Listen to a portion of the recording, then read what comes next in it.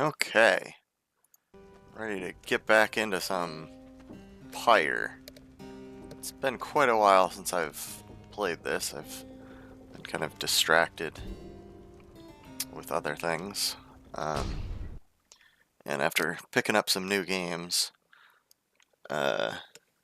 for the holidays, I was tempted to start something new, but I played about this far in Pyre earlier, the first time I tried it, and I don't want to abandon it in the same place again. That'd be weird. I want to actually finish the game, because it's a fun game. Yeah, okay. I remember where I left off. I left off right before starting the next right, like I did after the first time I played. So, having landed at the Hulk of Orus, you and your fellow exiles now anticipate the hour that the rites are to commence again. What do you think, Tizo? Don't I look just like Mr. Hedwin? Tizo is worried that Hedwin is still feeling unwell. Oh yeah, he was like seasick. So I think we can't use him in this rite.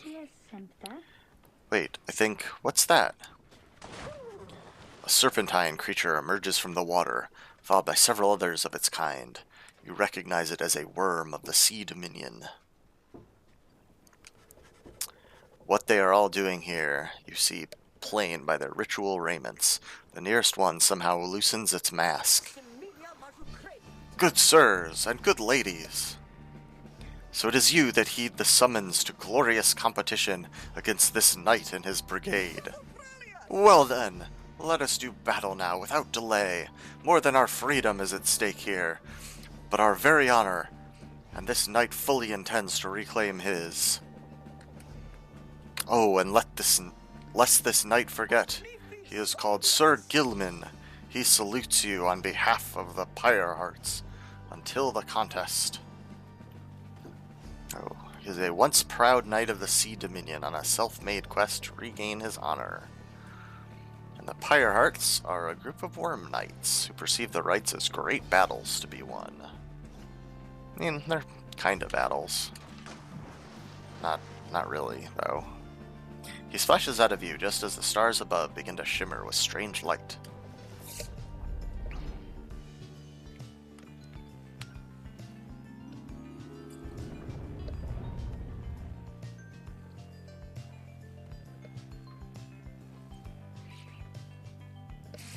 Okay, I believe this is the last rite that I did the first time I played the game.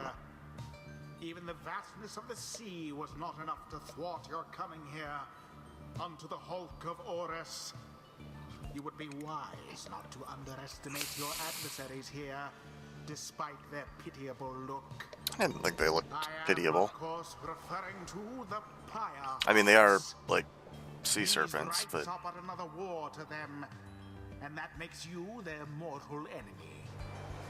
I expect your battle to be glorious. okay. Fellow exiles are gathered on the rotting deck of the Hulk of Orus as your adversaries clamber into view. Rookie paws up to them. Say, what are you worms even doing here? Can't you just swim back to the Commonwealth or the Sea Dominion or wherever it is you're from? Ha-ha! An excellent point. It seems then that these adversaries and the rites are clever, wouldn't you say, sire? Just get rid of them already, Gilman. As your commanding officer, this knight hereby commands it. Hark! This knight wishes to introduce his noble commander. No worm knight in history has withstood as many frontline battles. Doff your helm, sire, as is our custom. May our adversaries tremble at the sight of you. Sir Gilman attends to his commander's mask, despite his protests. Wait! Give this knight his mask! This knight hereby presents to you the great Sir Deluge. A noble visage, is it not? He is a petty worm knight of the Sea Dominion who somehow survived countless battles. I like these guys, they're amusing. Sir Deluge trembles and squirms. So, yes, you can swim or no? Ha! Of course we knights can swim. All knights of the Sea Dominion can. But we are exiles in this land, the same as ye. We can swim, 'tis true, but 'tis summarily impossible to swim back up the river down which we were flushed to end up here. Nay, there is but one way to return. Silence, Gilman! Nobody cares. But back to your post. Sir Gilman hesitates, but does as he is told. This knight knows who you are, Nightwings, and he is not afraid of you. He somehow climbs back into his mask and coils up to his full height. Now, en garde! The exiles of the Worm Triumvirate take their positions as you focus on the Book of Rites.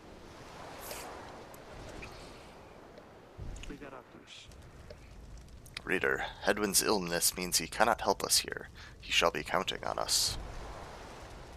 Alright. Now let us get started. So no Hedwyn.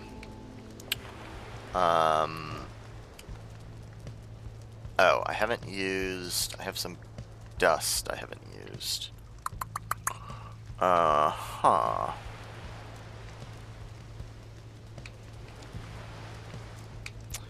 don't imagine it'll be... No. What is it? Up to 33? Yeah. Brings it up to 20.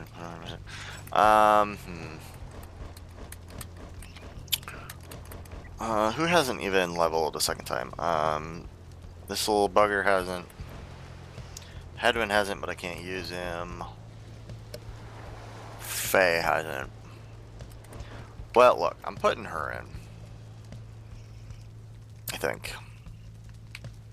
Because I want her to fucking throw down, do some blocking for me, make me some money with the contract.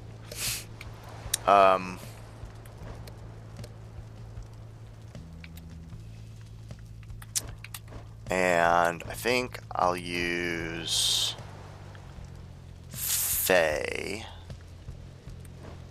And then maybe Faye and Tizo. What's Tizo's current mastery? He can flap and zip faster. Okay. And Faye doesn't have... Her charge up is eliminated. Alright. Alright. You are in. I'm gonna Stardust up the contract. You are in, Jadariel. And then, yeah, I'm gonna use Faye. Let's see, Faye's quickness is 16, Tizo's is 10. Tizo's kinda slow. I'm gonna give Tizo the Tailwind Crest. And Faye the Moon Crest. Alright, so Faye's in. And Tizo's in. Tizo. Now. Graha! Tizo doesn't seem intimidated in the slightest by Sir Gilman and Sir Deluge. Oh, I forgot to even look at the enemy team's stats. Oh well. Too late now. Gilman, status report. What is the enemy's position? They now stand ready to confront us, sire. A very brave triumvirate they seem to this knight's eye. Brave? Air-sucking monsters, one and all. Pyre hearts, be ready.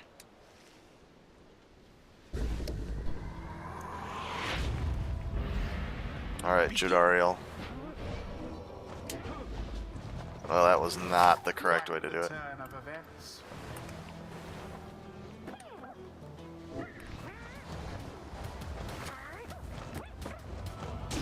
Heck yeah. Get in there, Tizo.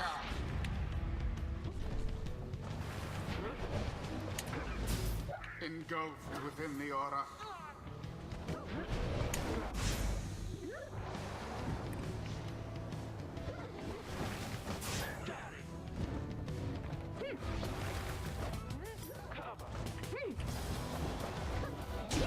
All right.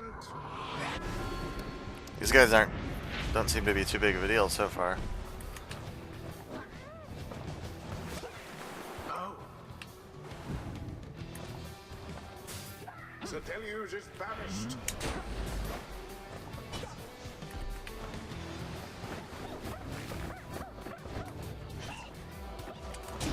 Glorious. Oh man. I either got lucky or picked a real good team for these guys. Oh! Oh! I fucking got that one in. Gilman, your form is sloppy. Fight them as though your miserable life is on the line. Your words do wound me, sire. This knight gives every right his very, very best. Though, perhaps we do have much to learn from such a brave triumvirate as the one whom we now face. Whose side are you on? Get out there and vanquish them at once. Our adversaries stand divided. Let us take advantage of the opening. Heck yeah, Jodariel. There seems to be dissension in your adversaries' ranks. 'Tis little wonder these fool worm knights are no longer fit to serve the Commonwealth. BAM! Your victory is at hand. Oh shit. Oh no. Long goes Sir Gilman into flame. How very fortunate.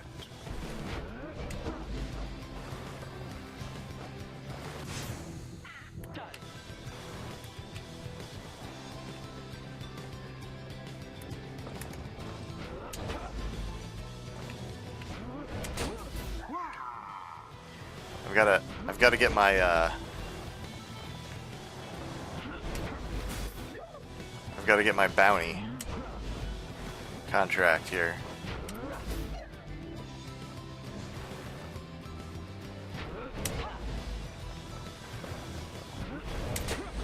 Didn't see it come. Okay, maxed out.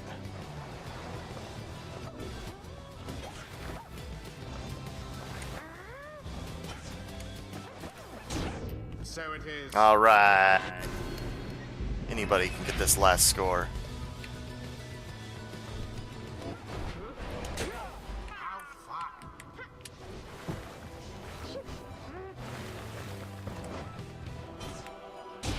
And it is done. Heck yeah, this game is nice art. The night Chemical winds Pink. prevail. Or Tina, if you don't mind me using your real name. All Supergiant's games have real nice art. Is complete. And excellent music. It's possibly some of the best high points of these games, in my opinion. I mean, they usually have quite good stories and are fun too, but they have always have excellent art and music, in my opinion. I expected more from the Worm Knights of the Sea Dominion. The sea was making me a little queasy, honestly. But we still won! We won! Scria! Tizo is very pleased to have prevailed against the Worm Knights of the Pyre Hearts. This knight commends you, noble Nightwings. Gloriously fought indeed, and this knight shall wistfully remember this defeat until the end of his days. Silence, Gilman! This is all your fault, and now, cavorting with our enemies, how dare you? This knight was but attempting honorary compliments, sire. Is it not in accordance with the rights to praise one's adversary on a worthy outcome? Worthy? This knight will show you worthy, you miserable little minnow. You are a failure, Gilman. Get now from this knight's sight.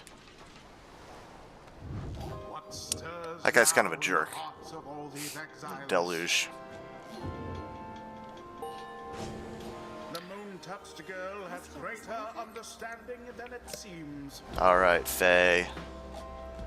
The 8 scribes, they so inspire me, and now I feel that I have grown somehow closer to them, maybe. Yeah, Faye, let's see what we can do for you. We can either have her slow nearby adversaries when sprinting, or jump farther than usual. I'm gonna try this Slow nearby enemies. 1. Webbed feet. That seems pretty cool. And Tizo didn't quite get to his next level, sadly. It's a bummer. Until the stars align.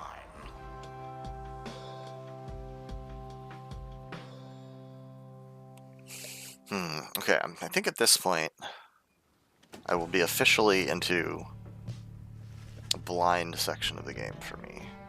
I don't believe or at least I don't believe I made it to the next right when I previously played the game. After overcoming the Pyre Hearts almost effortlessly, you at last return to the wagon with your companions. There is little discussion of the Pyre Hearts, who seem to have already swam off toward wherever next the stars directed them. Instead, your fellow exile's attention turns toward your companion who is absent for the rite. How is Hedwyn? The lone minstrel makes a sound, but no words form as yet. Something is troubling him. I urged him to remain bedridden, and he simply would not listen. I am very sorry, but... Wait, what? Everyone stares at the lone minstrel in stunned silence. The lone minstrel breathes a heavy sigh. But then... Hey, what's with the long faces, everyone? Minstrel, I should wring that neck of yours. As I was attempting to explain, Hedwyn is already up and about, despite my having strongly recommended further rest. Those that are unaccustomed to sea voyage and take ill, they're very likely to experience further symptoms if they do not remain bedridden, or at least sedentary. Hedwyn is running a considerable risk of having to spend another night in great discomfort. What are you, a doctor? Nay, although I traveled once with one, extensively. Look, I appreciate your caution and concern, Tariq, but I'm pretty well accustomed to discomfort here, and I had to see how things turned out tonight. I haven't had to stay out of a rite like that before. So, you're back among the living then, Hedwyn. I was just seasick.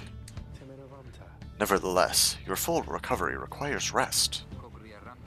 I think we could all use some rest after tonight.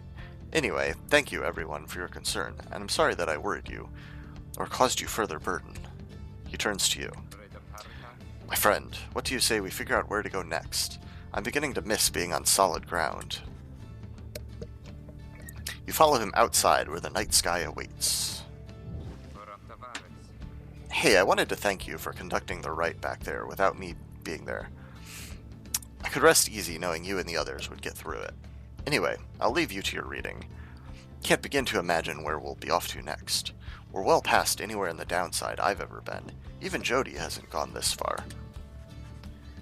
He bids you a good evening as you turn your attention back to the sky. And we are going to go somewhere farther north. The silver star burns bright over the fissured lands of Black Basin.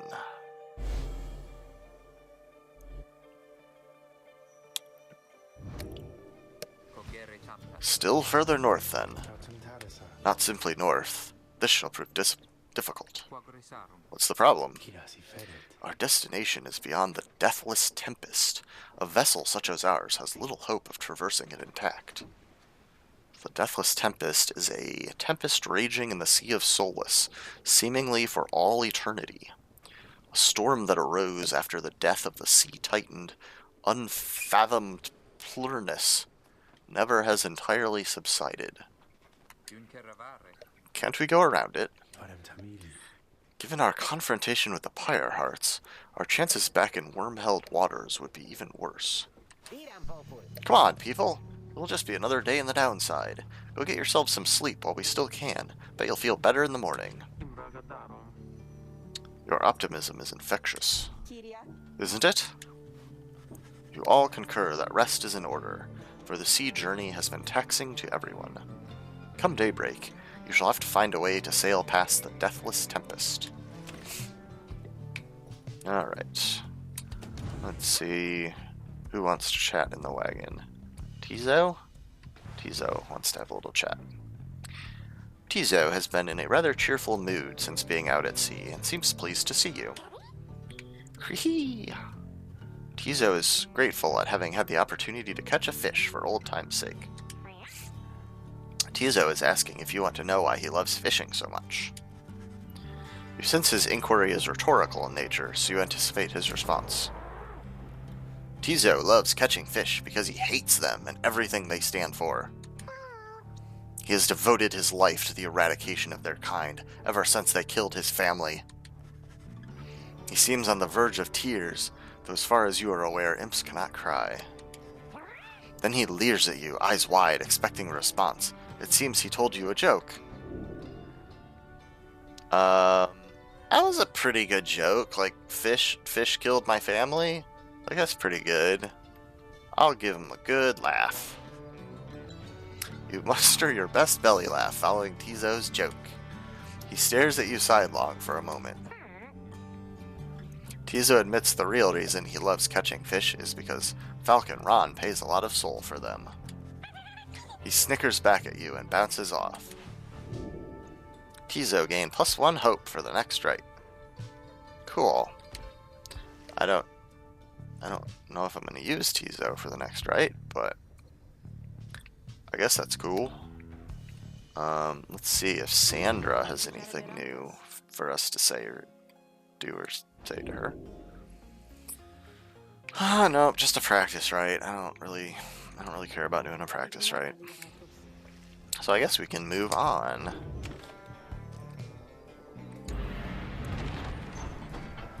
See where we're headed next. Oh, we have a choice right off the bat. Go to Ragged Rock. North current towards Stonewall passes by old carcasses of ships long gone. Ruki spotted wreckage in the area and believes there could be valuables to find. Or we could go south to Frothsea. The south current towards Stormwall brims with large sea creatures. Tizo seems very eager to see the wagon head in this direction. Well, let's see what Tizo can do for us. We're kind of making friends with Tizo. And of all my guys, he's the one who's like kind of furthest behind in leveling up so far. So the imp Tizo has been much more animated even than usual. What is it, little one? Scree. Tizo seems to think something very delicious is in these waters. He keeps on screeching. I don't think I have ever seen him like this. Wait, what is he? Just then, Tizo dives into the waters and vanishes into the depths. Oh, I hope he can swim. He can, but he appears crestfallen when he finally returns, his claws empty. Vroom. Tizo is very disappointed that whatever he attempted to catch eluded him. Faye begins to sob uncontrollably. The two revel in each other's misery for a while. Oh my gosh, that stinks. They both lost a hope. Ugh. Should have gone north.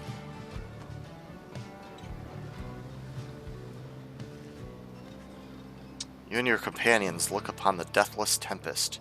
The stars demand you sail beyond it, yet the very thought is beyond reason. Then something in the nearby water stirs, and from it springs something familiar. Hold, good ladies and good sirs. This knight beseeches you to hear him, if you please. What is it now, worm? The rites are ended. We have no further need of you. Oh, but you do. And in turn, this knight has further need of you, good lady. Out with it, then. Let us be joined. Let this knight join you, please. Can you believe this, Hedwyn? Not really, no. Nay, look ye not so surprised. Your valor in the rites did stir this poor knight's soul. He swears to you, upon his long-lost honor as a would-be knight-errant of the Sea Dominion, that he shall serve you to the end.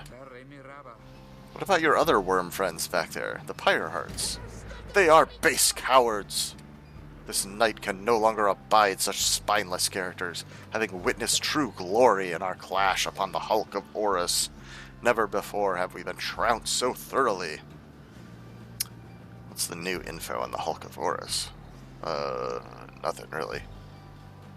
Yeah, I think I already knew that. Maybe I just never looked at it before. And furthermore, this knight shall aid your passage through the deathless tempest. Is it not so that you seek passage to the north? With this knight's aid you shall achieve your wish. Sir Gilman continues to persuade you for quite some time. He seems to know a way to cross the storm, some sort of long-held secret among worms exiled to these waters. Jodariel pulls the rest of you aside after Hedwyn gives her a look. Are you most sure that Sandalwood would want this thing along? Mostly sure. Sandalwood wants someone for each mask, and this one seems about as good as we're going to get. Jodariel glowers back at the worm, who tries his best to look presentable. Hedwyn is more gracious. He tells Sir Gilman that if he promises to help you cross the deathless tempest, then he can come along for now.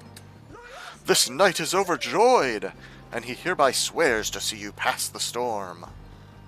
Aw, I love his little heart eye. That's adorable. Though first, this knight requires your consent. Give unto this knight your blessings in the name of the Nightwings, and thus shall he go forth. Sir Gimlin seems to be asking your permission for something. Tentatively agree to whatever he is asking so we can get on with it already, or it is not clear to you as to what exactly Sir Gilman is. Yeah, let's just say yes. As you begin to say something in response, Sir Gilman cries out in triumph. He vanishes into the depths. Yet, through this close encounter with him, you cling to some sense of where he is going and what he intends to do. Sir Gilman is determined to help you cross the deathless tempest. Yeah, I'm definitely past the point where I played previously. I did not get to Sir Gilman joining the group. I'm guessing this is going to be like a little tutorial for how Sir Gilman controls in the rights. Kind of like when we first got to Zoe. Determined to prove himself to you in the Nightwing, Sir Gilman emerges somewhere in the outer reaches of the Sea of Solace and calls out to you. Master Reader, if you can hear this knight, then he implores you now, lend him your guidance. This knight's objective ought be not far east of here. Today we shall bring peace to the embroiled sea. Know, however, that among this knight's brethren, the actions we are about to take are highly forbidden. But they are highly just! Thus Sir Gilman sets forth to quell the storm that rages to the north.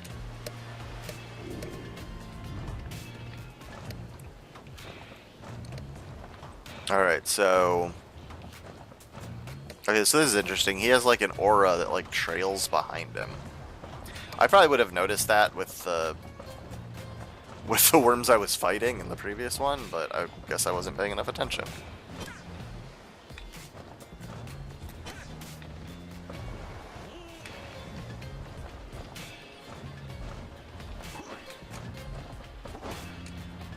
Alright. Where are we going? Hark, yonder lie the foul spawn of unfathomed plurness, boiling the seas with their wrath. What are these things? The Sea Titan, once slain by the scribe Underking Orus, her brood lies dormant in the sea. Tales of her monstrosity long spread across the world. Okay. Exiled worms within these waters long have harbored these abominations, using them to bar passage through the downside's channels for any save this knight's own kind. Begone now from here, fiends! This night shall finish what the Underking Orus started. The Underking Orus is the 7th of the 8 scribes of the Book of Rites, known as the Persevering or the Sea Sojourner. The legendary leader of the Worm's undersea crusades sought to reach the edge of the abyss.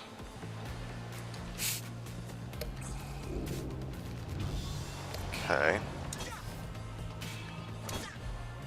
What am I doing? Oh, oh, I see. Okay.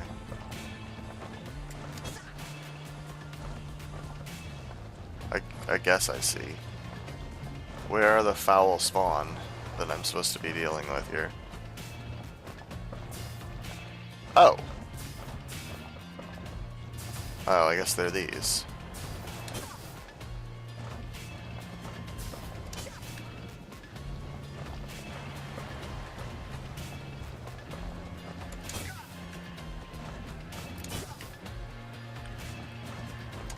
I'm not sure if I'm going to be into how this guy moves, but he's certainly interesting.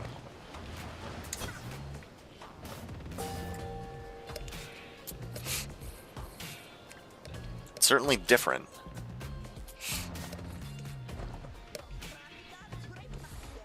Uh-oh. Hold it right there, you traitorous slug. How dare you turn your back on this knight, to your superior. Superior by rank no longer, for we no longer serve the Commonwealth. Last this knight checked. Here you hold no sway over this knight. Ah, and what have you done to the spawn? Have you no honor left at all? This knight has done that which required doing. His honor cannot sink much lower anyhow. He figured this would be an ideal time to free himself from servitude to you. Why you? You dare to staunch the Tempest for those Night Wings? Good Sir Deluge. This knight was born to dare. Now come and fight this knight, if you so dare as well. Ah, Pyre Hearts! Banish him! This is an order!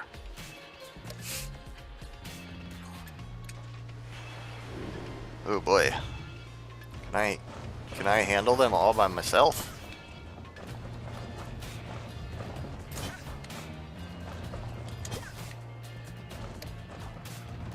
Doing okay so far.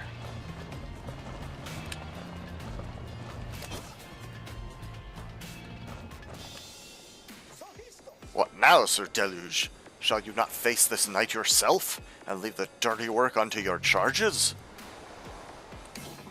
Fine, Gilman. You wish to stand against your commander, then have it your way. Sir Marsh, Lady Seagrass, to me, banish now this troublemaker. Who are these people? Worm Knight, duty bound to serving Sir Deluge and the Pyre Hearts, and same thing. Okay. They have names though, so they're special. Apparently. Oh no! I was banished. You see, Gilman, you shall ever be inferior, even amongst the weakest of our kind. Gilman? Where did you go? Gilman? Gilman? But Sir Gilman's banishment served as the perfect ruse for him to elude his adversaries and return to his newfound allies. Oh, I didn't finish that objective. I hope that's okay. This knight would say it was an honor serving you, Sir Deluge, but that would be a bald-faced lie, and yet another stained upon his blackened reputation. Until we meet again. Wait, you lowly traitor. This knight will have your head. Gilman!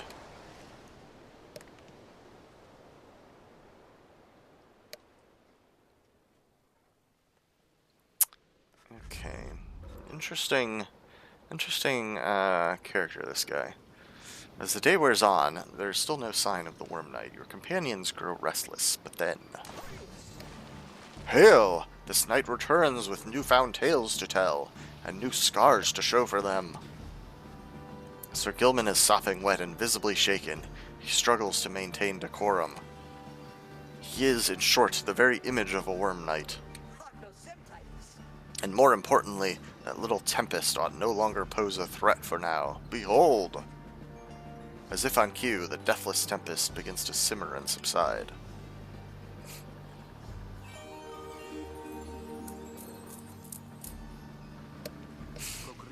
Would you look at that? He really did it. Of course this knight did it. Now, if it would be alright with you, this knight really could use some shut-eye. The Worm Knight then collapses in exhaustion. You and Hedwyn help him up. A deal's a deal, Sir Gilman. Welcome to the Night Wings. Huzzah! Sir Gilman joined the group. He also revealed a path north for you. Okay. On to the Deathless Tempest.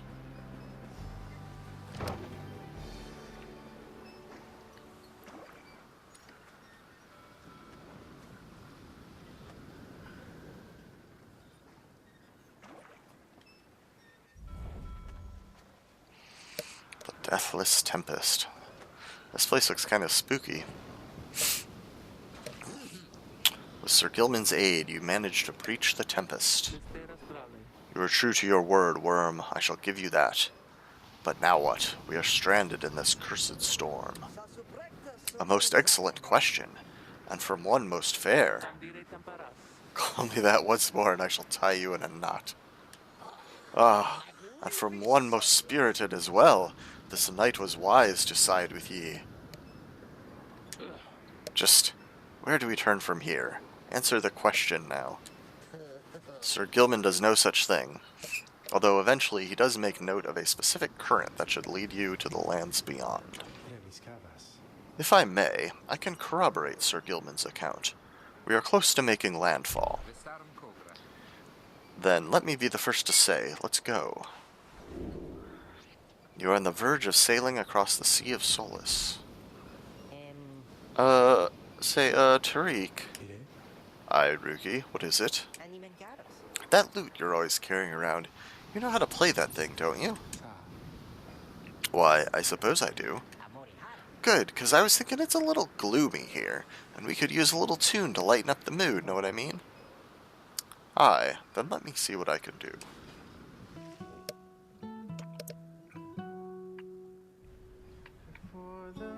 Oh, there we go. The moon began to cry. The valley ran with sorrowful tears and filled the waters high.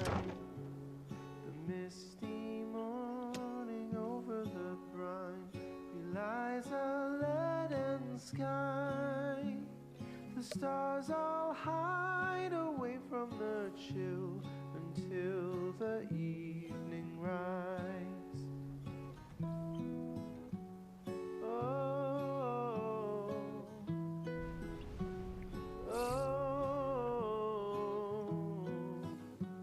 oh,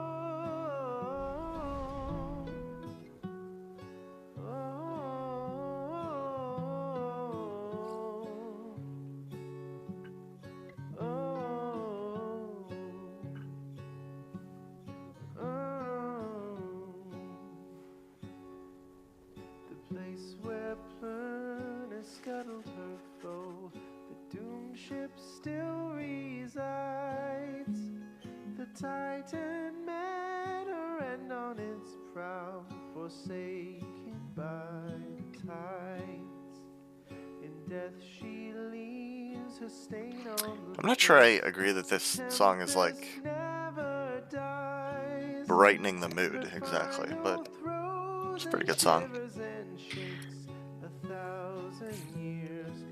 At last your wagon rumbles onto solid, jagged ground, a land called Black Basin. Your fellow exiles unpack the wagon so you can take stock of how best to reach your destination. Black glass, searing vapor, and strangling forests mark the forsaken lands that loom across the sea. The 8 scribes first discovered this, the northern landmass of the downside.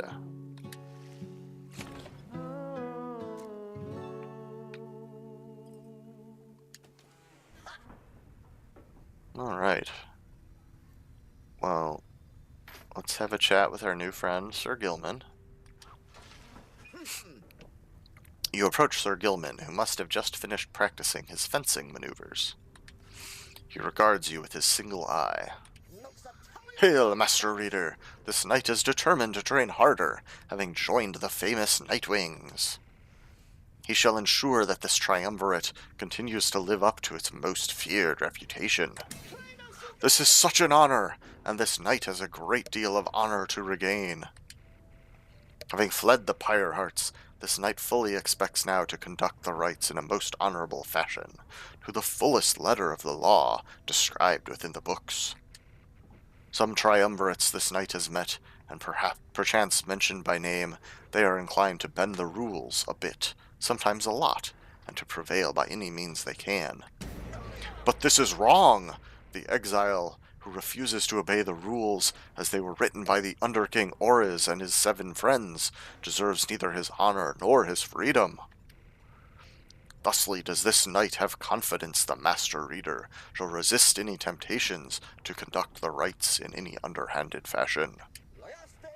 Now then, this knight must undergo a thorough cleansing, having trained until the point of foulness. So please excuse him, master reader. He slithers off, humming some sort of chivalrous tune. Well, cool. Cool, I guess. Let's check in with Sandra again, because always got to see how she's doing. What's up, Sandra? So then, we are back on solid land, or something like it, Then, this must be Black Basin. Flames and noxious fumes on one side, suffocating forest on the other. Lovely, lovely place. So good of you to take me here. You truly would pursue those blasted stars until the farthest corners of this land, it seems. Though, I'd better cease my blasphemy, or else the scribes themselves might might descend from up on high and strike me with another much-deserved penalty. The thrill of such transgressions, reader, sometimes it keeps me going, not that I have any real choice. Now we had best get back to our normal business, as it were. When are you gonna get me another frickin' scribe trial? I wanna test some of my other people.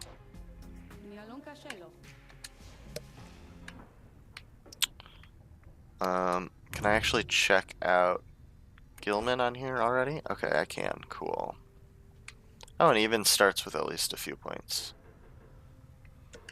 That's good, although I'm not allowed to actually see what kind of masteries he can get until I level him up. So he's a speedy boy. He might be the fastest one now, 25. Yeah, 25 is well beyond what anyone else has. So he might be worth trying out. He has such unusual methods of moving, though. So yeah, I don't know. I'm not sure how I'm gonna feel about using him, but I'll have to try him at least once to get him to level 2 and see what kind of abilities he can get. Alright, let's continue with the game and survey our surroundings. You find that Hedwyn has asked for several volunteers to scout the area and report back. Alright everyone, don't go too far, and let's meet back by dusk. Please use caution. The exiles dwelling in these lands are, well, rather territorial. For your part, you remain with the Black Wagon to keep watch. You see occasional dark shapes soaring across the sky, but none of them draw near enough for you to see in any detail. Eventually your companions make their way back, and everyone arrives as planned, or earlier. Hi everyone, I'm back. I have come back. Faye returns from the east with little to report, save for word that the glowing molten rock there is very, very hot. This knight yet lives, although he has little else to report. The newest member of the group, Sir Gilman, returns from a northern pass, visibly shaken. He appears to have discovered an intense fear of heights. Krahryok. Tuzo wonders whether any species of fish lives in the pools or rock nearby. The little imp Tuzo seems disappointed to have left the water behind. He remains with you, near to the wagon.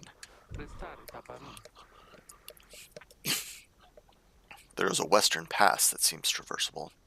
If we travel by the light of dawn, the shadows and crags may well cover our advance against whomever may be watching. Begging your pardon, I do not wish to contradict your strategy, madam, though in my experience we shall not remain hidden for long during the climb toward the nest of Triesta.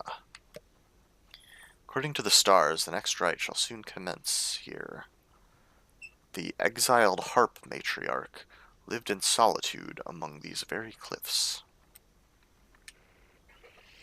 The exiles of the high-wing remnants. You may have no love for them inherently, but they have no such qualms with me for now. I may be able to negotiate safe passage. Okay, we've heard about these guys in some of the little, like, blurbs about people's past before. Okay, they're the last surviving faction of the Winged Harps, the ancient enemies of the Commonwealth. They are as coarse as their feathers. They hold themselves superior. Negotiate with them? Then Hedwyn steps in as the lone minstrel bows and backs away. Hey, let's not decide on this just yet.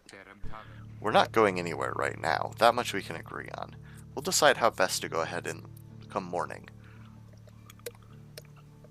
For now, let's take the rest of the afternoon and get our bearings. Jodariel glares at the sky as everyone else disperses. You have the rest of the day to practice your vocations.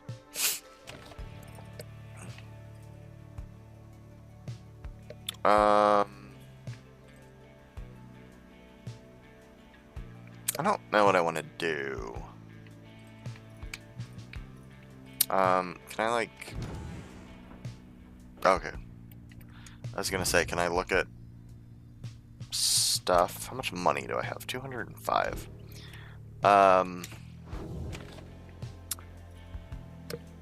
Because I assume scavenging for resources will just get me some stuff to sell. I've mostly been doing mentoring. And I kind of want to just do that again. Yeah, forget it. I'm just going to mentor. And I'm going to just go ahead and mentor Gilman. Just so that I can unlock his stuff and see what he can do. This knight shall be your eager protege. You and Sir Gilman spend the time reviewing some of the specific aspects of the rites, such as the properties of the aura. You sense he gained something from it.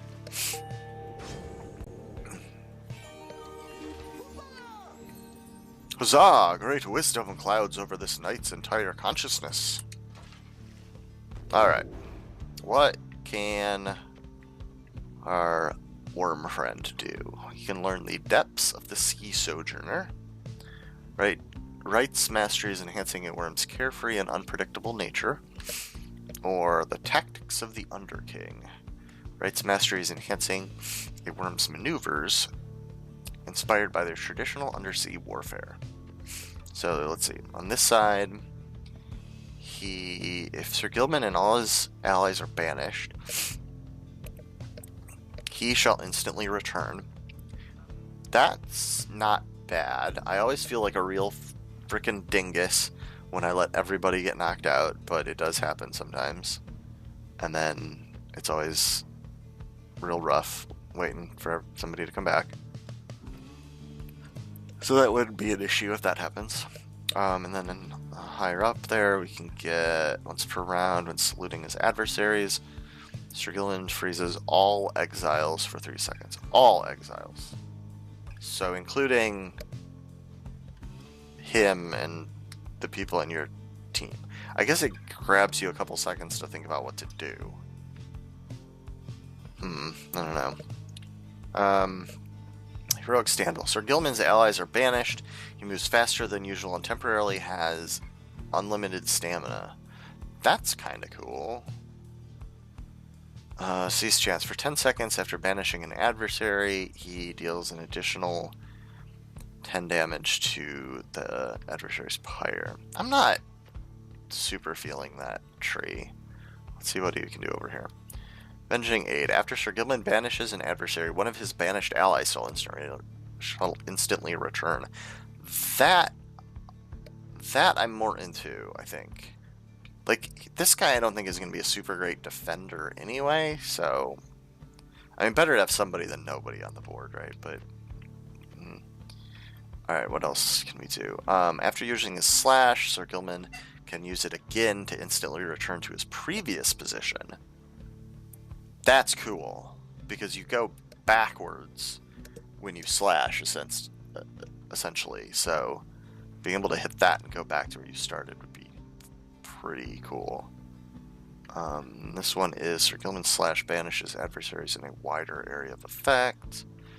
And then after using his slash, he instantly recovers all of his stamina. Yeah, I'm definitely going with this tree.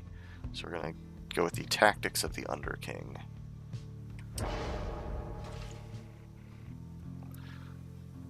This knight has no idea what the Master Reader said exactly, yet feels smarter nonetheless. Okay. So we are done mentoring. Okay. Now we have a choice, I guess. We can't just go where we need to go. We either need to go to Blackshore, which is where Jodariel would like to go to avoid the harps by staying on low ground, or we can go to Highwing Cove, where the minstrel believes he can negotiate safe passage with the harps via this path. I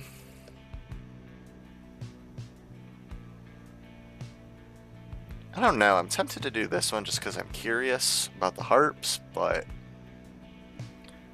I think I'm going to trust Jodariel. So let's go this way.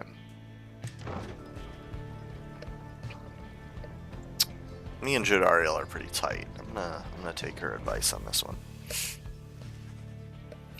The shattered lands of Blackshore proved difficult to traverse for the Black Wagon.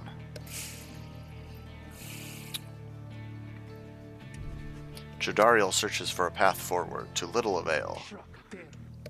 Damn it, Jody, we better be able to get through this way. This is on you. Took your advice here. Fee on these blasted lands. How are we to proceed through this? Perhaps I may be of some assistance. This place is not so unfamiliar to me, nor are its hidden denizens.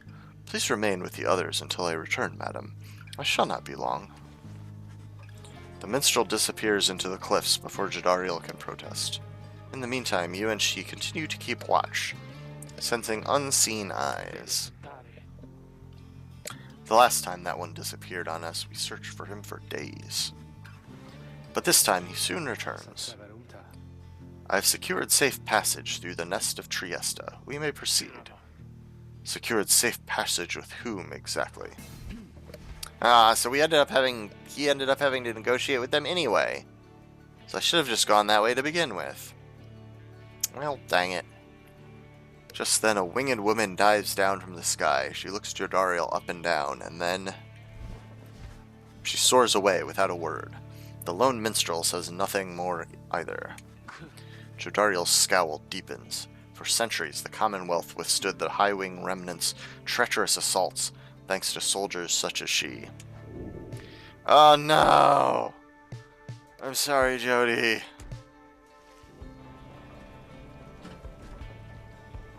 I'm just making all the wrong choices this time.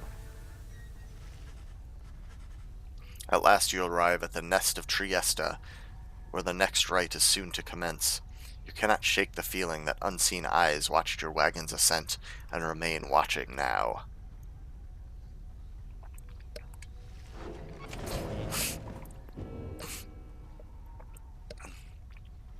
Page revealed. The hunt for myrrh. Alright, so there's no one to chat with. We have a new page in the Book of Rites. The hunt for myrrh. In the words of Golathanian, the Master General. My emperor lay there, bleeding and alone, stranded in a bitter land beyond the river. With fleeting consciousness, he understood the folly of his quest, and the folly of his rule over his country. Thus did he await the last embrace. It was the imp Haub that nursed him back to health, and warned him often of the dangers he would have to face. Many enemies of Myrrh would come in search of him, some under employment by the rope collar, some longing openly for cold, uncomplicated vengeance. I was one of them. I plunged into the river willingly. We needed to be sure that he was dead. Oh boy. Okay. Let's check out the slug market. Oh, hey, you guys, what brings you way out here? No, don't tell me. I don't want to know. All I want is you to get the best deals in the downside. Oh, he's got so much stuff. I have exactly 205. And this thing costs 20 or 200. I was planning on getting it, but there's so many choices now. This is new since the last time I talked to Ron, I'm pretty sure. So after dousing the adversary's pyre, the bearer's pyre is restored by up to 5. Up to 5? Why is it... what? Why would it... I don't know. Okay. Or the sunken shadow. Any adversaries banished by the bearer take longer to return. Plus 1 second.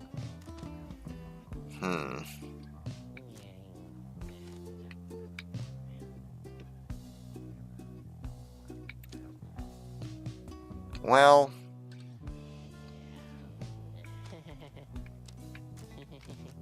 I've been like saving up for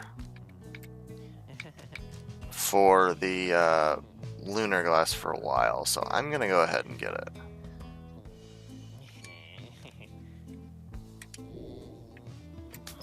Hopefully I don't regret it. Which means I can't... oh, I guess I could get a pinch of Stardust. I just can't get the dash. I'm gonna be completely broke.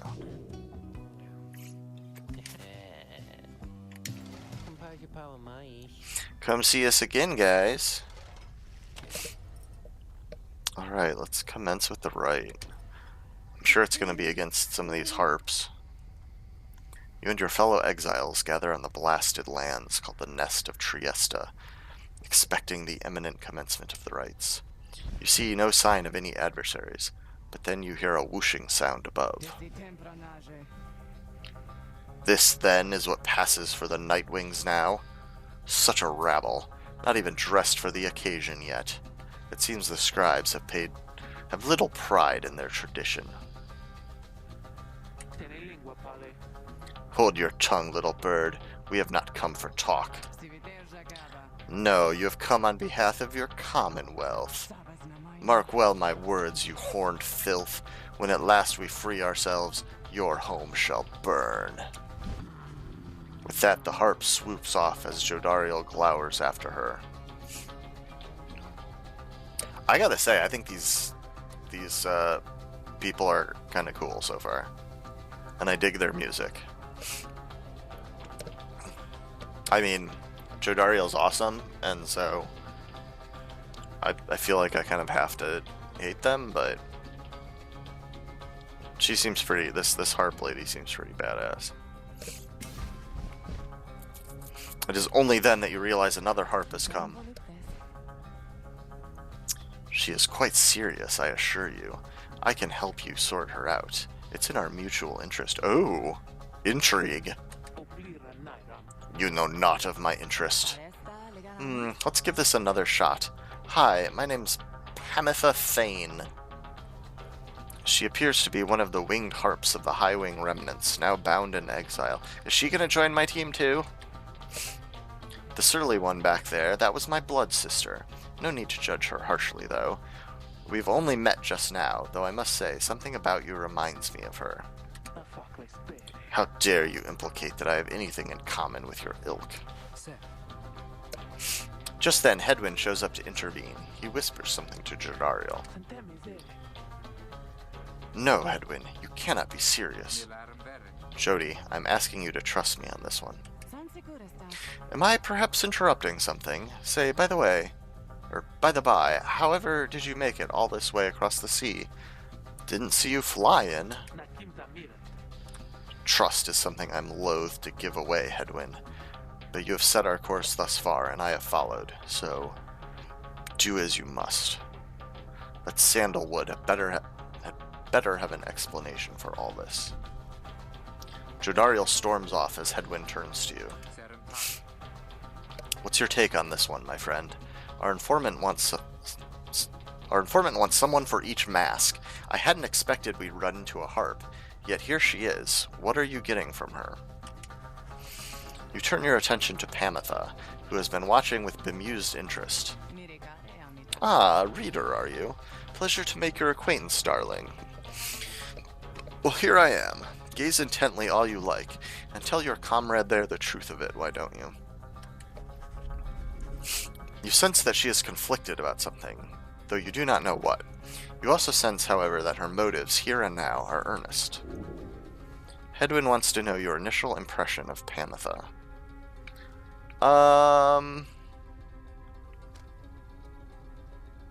I think she seems pretty cool. I'm down with Pamitha. You tell Hedwyn that you think the group should take its chances with Pamitha, and take her at her word. My thoughts as well. I think and hope Jodariel will come around. He then turns to Pamitha. I'm Hedwyn.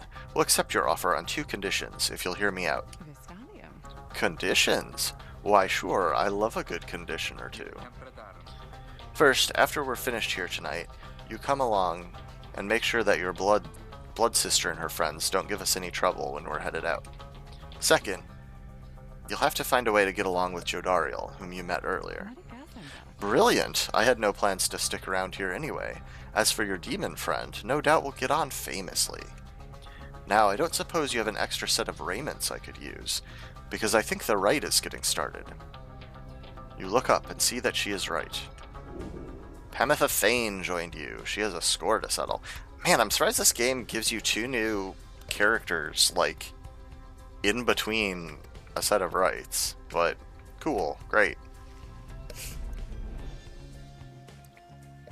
Maybe I'll try using both her and Gilman in this one.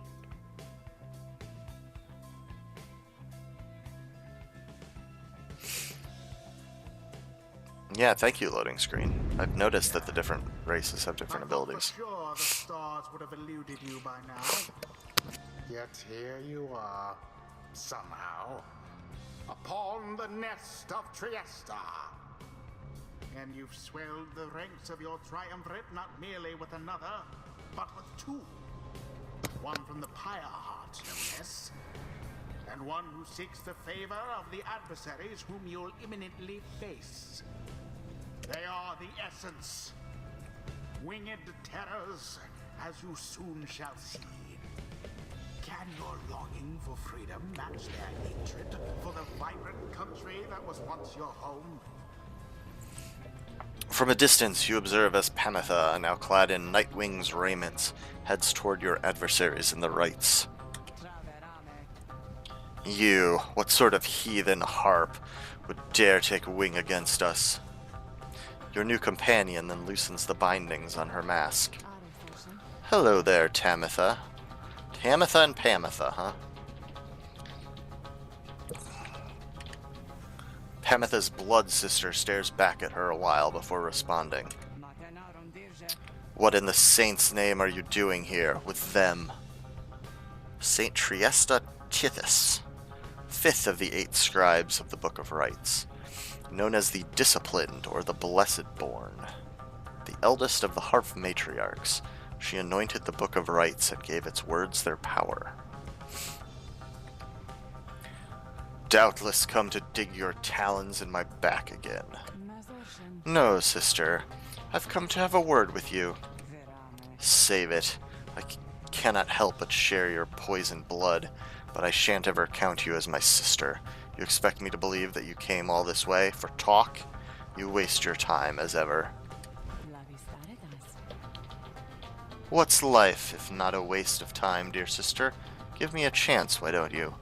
What do you even have to lose anymore? Besides, I've come a long way. Silence. You shan't have come here, and the time for talk is long since past. If only you could see yourself, again, consorting with my enemies. Fine then, savor their defeat, but I warn you, stay away from me. Pamitha says nothing more as her blood sister turns away again.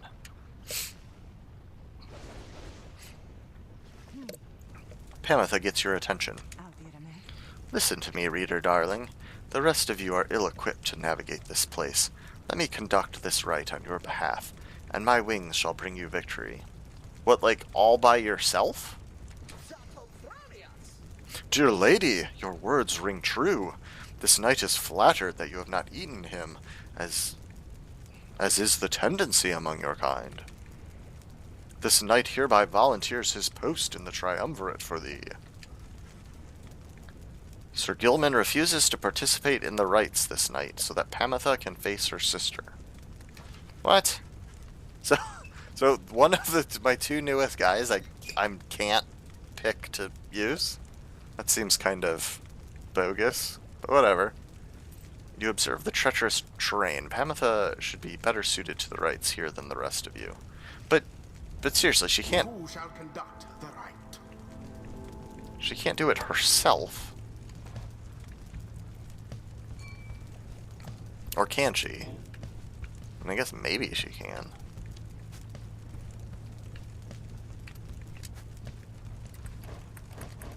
Okay, apparently, literally, I'm just gonna use her.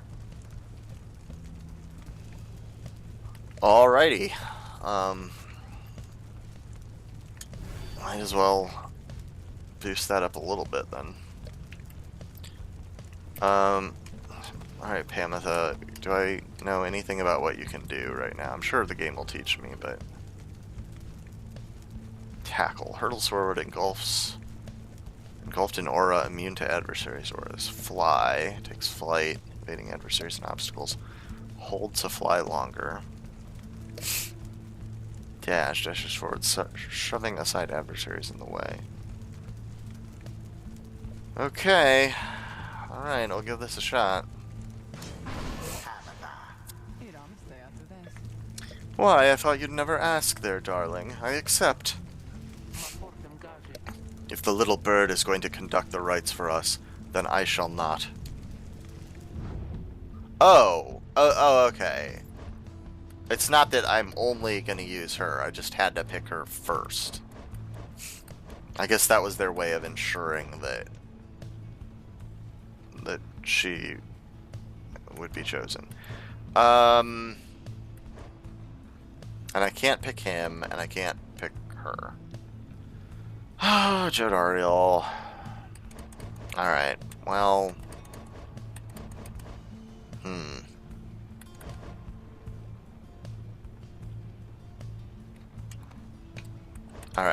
Alright, Jody. Then I need your contract. Because I'm gonna give that to Tizo.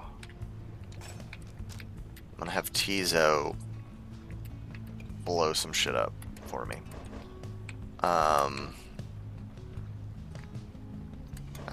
That's not Tizo. There's Tizo. So yeah, I'm putting in Tizo.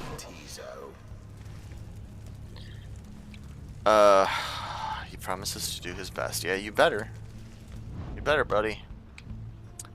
Then maybe Hedwyn or maybe Ruki. Or Faye. I don't know. I mean, I like everybody. Everybody's cool.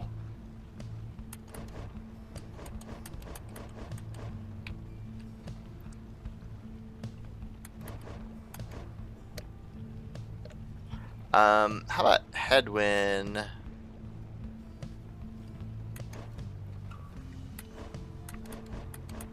Who's got my... I guess one of the two people I already put in has... Oh, no, there it is. There's the Tailwind crest.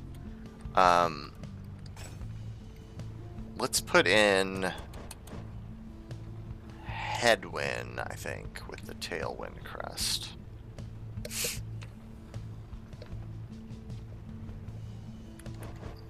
Yeah, I haven't used him for a while, and he's kind of lagging behind. Although, I don't know, it might be a bad idea for me to kind of be having people, kind of putting people in a balanced way, I don't know. Edwin. I might need to focus more on particular people if I want to get anyone high enough up. You can count on me, my friend. Alright. Come then, sister. Perhaps when we are finished here, you'll spare a moment of your time. I shan't be tricked by you again, Pamitha. How poetic that we meet here in the downside. I can think of nowhere else where I would rather see you rot for what you did to our people and to me. Pamitha seems to sense your presence and then catches your attention. Hello there, reader darling. If I'm to be at your mercy in all this, I'd like it very much if you could minimize how often I'm to wallow in a state of banishment. Quickly, let me show you what we Sisters of the High Wing Remnants can do. Reader, you put yourself amidst a feud between two sisters? That seems entirely unwise. Even for you. Tread lightly around that exiled Pamitha. Okay, so she has kind of an unusual aura as well. Forgotten Saint Triesta's grace.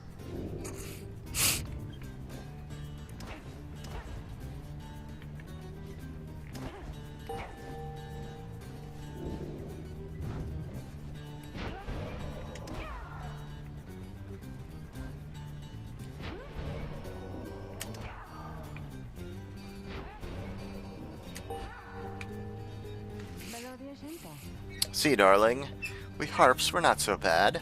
Now I suppose we'd better get to work, Just don't go underestimating Tamitha over there. I trust you'll do the best you can. Tamitha Thane, vengeful tactician of the High Wing Remnants who plot the Commonwealth's ruin.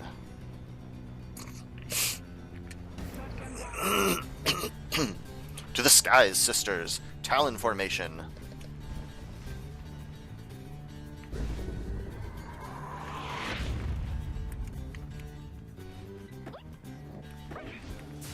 There goes Tizo.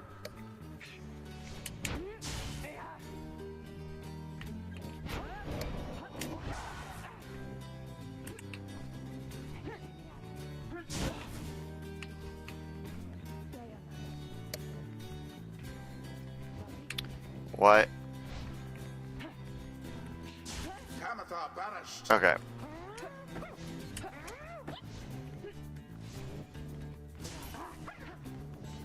I'm just trying to do my contracts. All of the essence gone. The orb is up. There we go.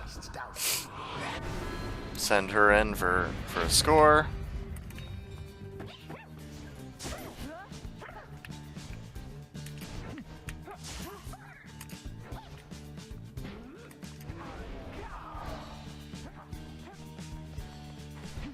How careless. Yes. Get Headwind in. Tizo, was it? Tell me something. You know how to fly? Cree! Tizo is rather proud of his ability to flutter, as a matter of fact. Then listen up. My blood sister there shall swoop right past you if you're careless. But we harps simply cannot get much altitude down here. So if she goes for any unfair tricks, just jump for it and catch her in the act. She always hated when I used to do that to her. Press X to block flying adversaries. Okay.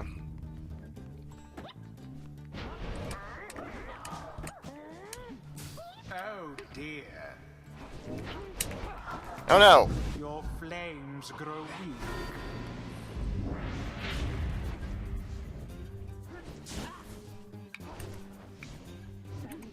One careless step.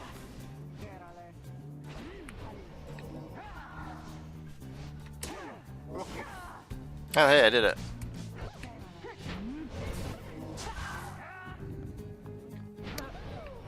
Nope! Shit!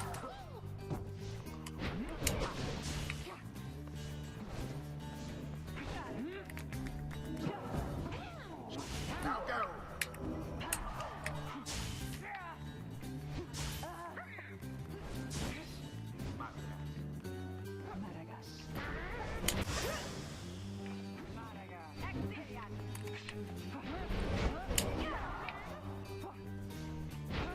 Down goes that one. This is silly, but I'm just going for my contracts at the moment. Poor exile. Oh no! Okay, that was not ideal. Oh shit. Okay, I can't let that keep going on.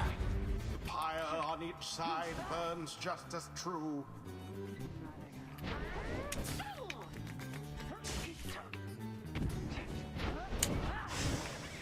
The essence banished to the last.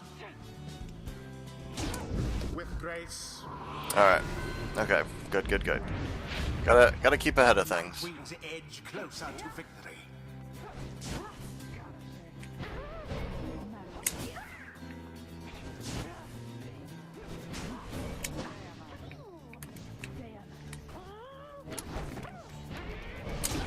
Oh no. Okay. Alright, really gotta... Both triumvirates are equally as close. Tamitha caught out. One triumvirate stands unopposed. Glory! Alright. I wonder, shall the Nightwings press their luck?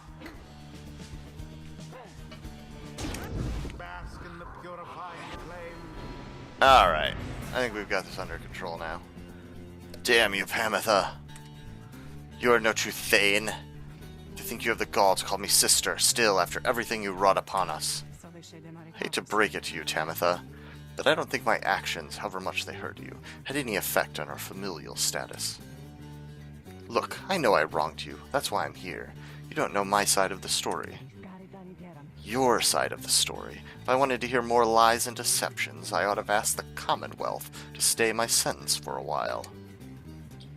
Well, if you've come all this way to face me, Pamitha, then come and do it. You and me. You think that you see Pamitha shake her head. Everyone, stay back.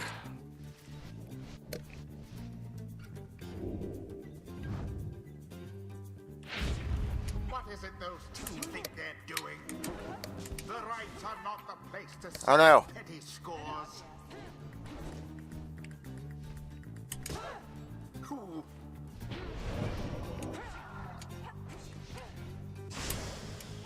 Tamitha, be gone.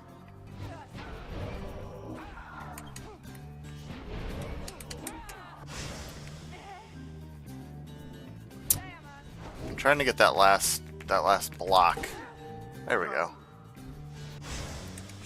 There goes Tamitha. And it is done. Boom. The you-know-who prevailed. They proved superior to their adversaries. Heck yeah, we did. The ceremony is complete. You Commonwealth filth. Only through that traitor's help could you have beaten us.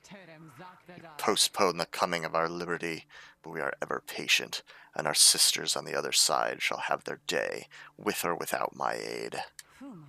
Tamitha, wait, please. You've found good company there, Pamitha. May you wither here with them. I hope sincerely we shan't ever meet again. Pamitha stands motionless as her blood sister departs. Hurrah! Tizo is trying to let Pamitha know the others are returning to the wagon. Sure, I don't see why not. The 8 scribes bless us with their ways. I used to think the scribes were just the stuff of stories, but all this really is their doing, isn't it?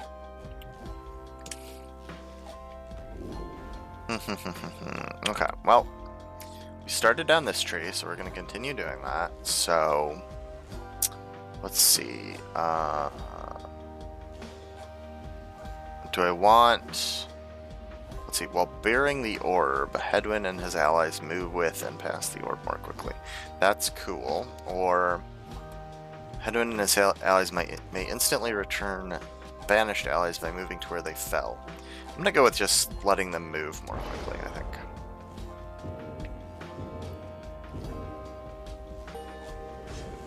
And Tizo appears to have a certain depth of knowledge. Tizo leveled up.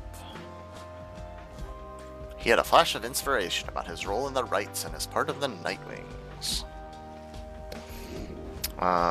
So let's see. We can get him the ability to return faster after imploding,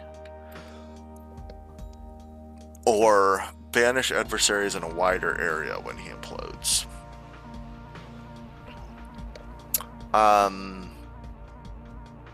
It's already a pretty wide area. I'm gonna have him come back faster. Oh, not quite. That's a bummer. I really want to see what she can do. Okay. That's okay. Until the stars align.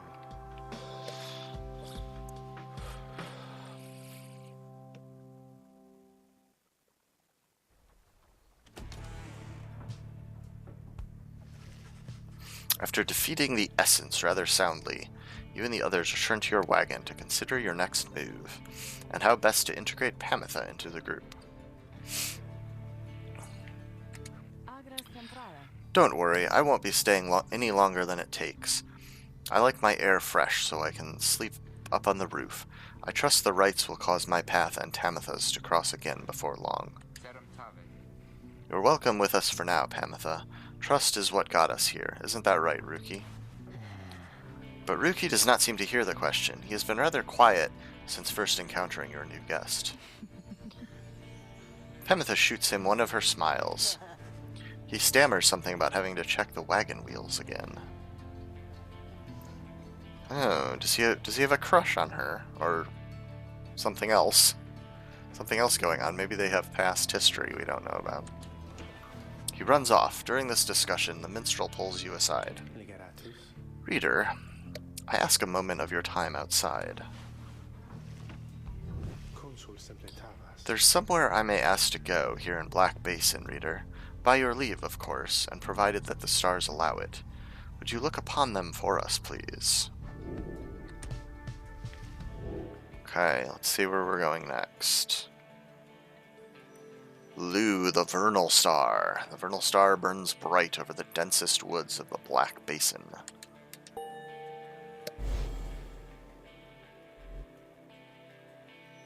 Sounds like the minstrel's going to get his wish. The Glade of Lu, directly due west. Then it is just as my client indicated. Glade of Lu is... let's see, the great sap scholar Lu Sklorian here vanquished the root titan Limbless Erizek. Erizech? Not sure. This client of yours, our informant, Sandalwood. He entrusted us with this wagon, this quest. Why? What does he want from us?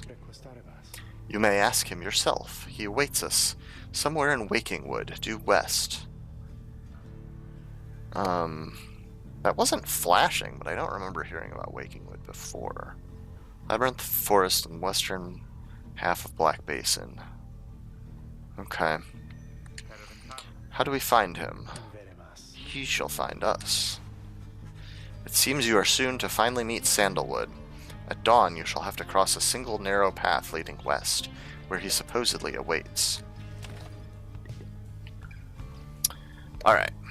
So first things first. Let's chat with our new friend, who apparently brought us some moonshine.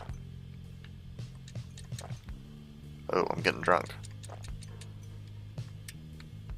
Alright, Pamitha, what's the story? You approach Pamitha, who has kept to herself since she joined your small band. Outcast of the winged high-wing remnants. You sense she is unaware of you as she preens her flight feathers, but then she speaks up before you can do the same. Come to check up on me, reader darling. In those first moments when we met, that vote of confidence in me which you relayed to that nice Headwind boy, I'm grateful you are willing to see past these wings. One of your kind's ancient enemies just happens to insert herself into your group, and you just go with it. However, I assure you that my motives here are plain. You'll see. I've business with my blood sister Tamitha, and nothing more. You briefly met, I think. She's quite a catch. As to the little quibble between us, well, it's a long story, all in all. One that's frankly no one's business but hers and mine. Surely we'll run into her again. Maybe not soon, but in time. And we have the rest of our long lives to wait. Anyway, happy to aid you in your quest, until such time, especially to the extent that it aids me in mine. A simple exchange. Until then, stay vigilant, darling. You needn't concern yourself with making small talk with someone like me. And besides, we harps have a saying, liars abound.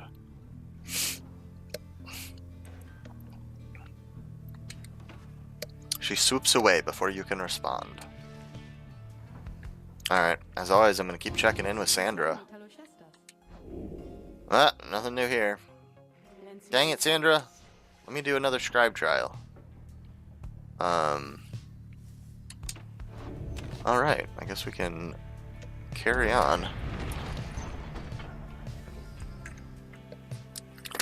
Oh, I have a choice to make. I was going to drink some water, but... So we can go to Sulphur Main, a precarious path leading toward the woods. Lone Minstrel cautions that the one path down the cliffs is rather treacherous. Oh, there isn't a choice to make. There's stuff further on, but right now I have to go to Sulphur Main. Okay.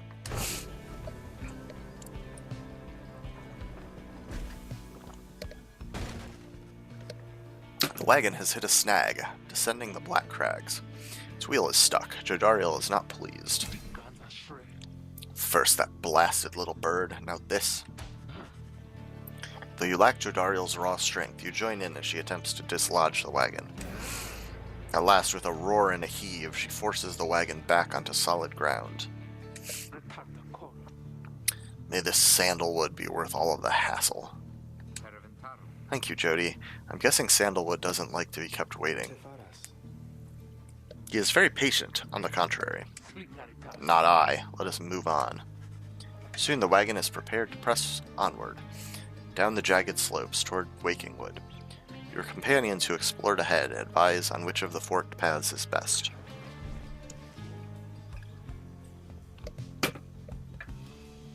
So we can go to Flamberg, where Sir Gilman says he can dig up something valuable, or Glass Peak, where Pamitha says she can procure a talisman.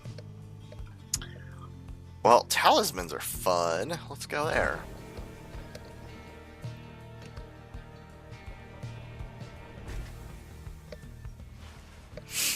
Having gone the route Pamitha recommended, she directs you toward a particular crag, no more conspicuous than any other. They clip our wings before they cast us down, you know, but just the same, we learn to flit around a bit. Just watch. Pamitha swoops up to a nearby peak and disappears behind it. She does not keep you waiting long, and returns bearing an item of some sort. For you, reader darling, we high-wing remnants stash away such things for such occasions. Pamitha found a Titan tooth. Should come in useful. Let's see. After blocking airborne adversaries, the bearer briefly stuns them and knocks them back. Okay. Well, cool, I guess, probably.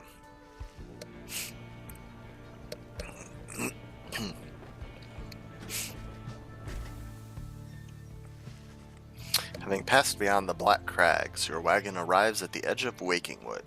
It is here that Sandalwood is to be expecting you. However, most puzzling, he ought have met us here.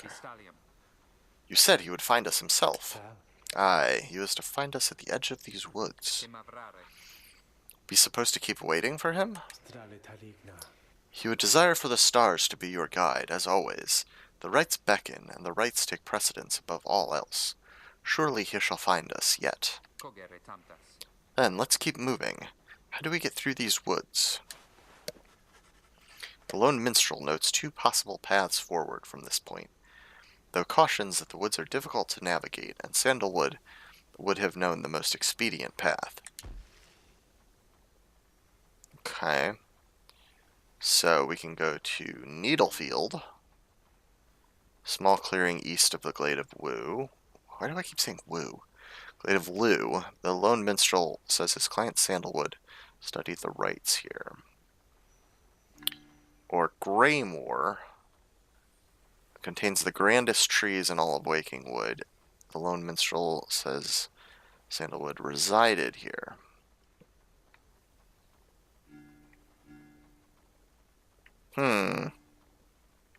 Don't know. It's kind of a crapshoot. Let's go to the clearing, I think. Our business is the rites. Maybe we can learn something of the rites where Sandalwood studied them. Sandalwood is a master in the rites, or used to be at least. Then, well, it is not my place to say. Doubtless he shall tell you in due time. Now, if only we could find him. He used to mentor his own companions in the rites, not far from here. Okay, so my theory at this point is that Sandalwood was the mentor, or not the mentor, the reader for the previous Nightwings before this story started. But we'll find out. However, you find no trace of the informant anywhere nearby, and without his guidance you remain quite lost in the woods. The woods seem to have encroached. There is no path forward, while neither of the paths leading backward appear to match the route you took to this point. Well, that's kind of weird and creepy. So let's see, we can go back to Burnt Grove. Ashen Grounds amid Waking Wood. Faye seems drawn to this location for some reason. Or Under Thicket. The Imp Tizo seems to wish to go towards this location. Well, Tizo, you did not steer me right last time. I'm gonna go with Faye's guidance.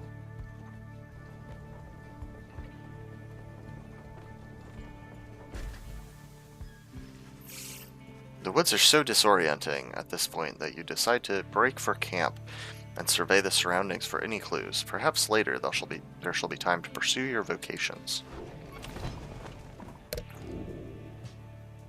The Beyonder Crystal seeks Jodariel. Okay, finally. Finally, something new with the Beyonder Crystal. I sense my lovely reader has returned. Then how may I assist you? Let's request a scribe trial. Of course, reader. You need but think on who shall be the subject of my trial, and we shall go from there. Alright, Jody. Let's fucking rock this shit. Oh, and, like, the other thing I'm pretty sure about is there's gotta be, like, 8 characters eventually in our group, right? Because there's 8 scribes and all that. And it seems like each person's set of masteries seems to match seems to be associated with one of the 8 scribes, so I'm guessing we're gonna have one more. Maybe it'll be the minstrel or something. Who knows? I don't know if her having a talisman really matters right now or not, but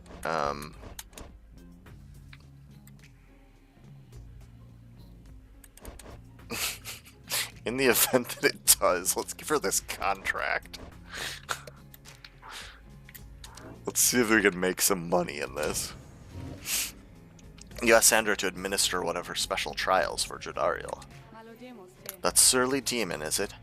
She could stand to lighten up, though I fear that is not a secret I can teach. But let us bring her forth regardless. Soon Jodariel appears, in heed of the summons. What is the meaning of this, reader?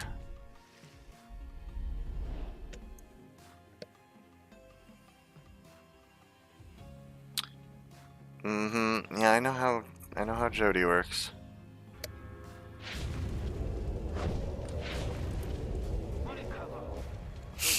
What is the meaning of this? Reader, where are the others?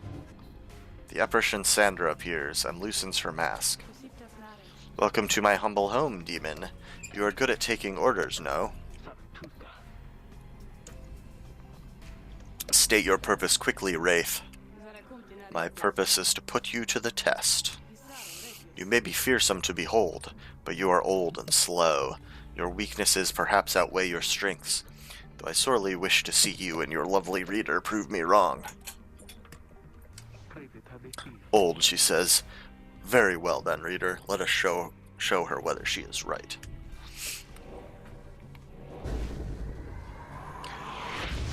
Heck yeah, I will frickin' throw down.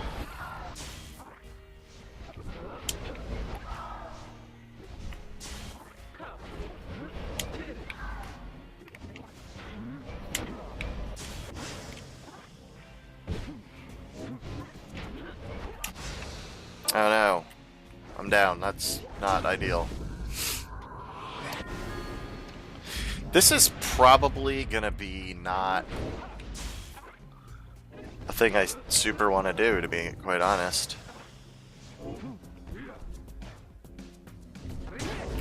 Or not a thing I'm gonna be super good at. I'm not great at scoring with Jody.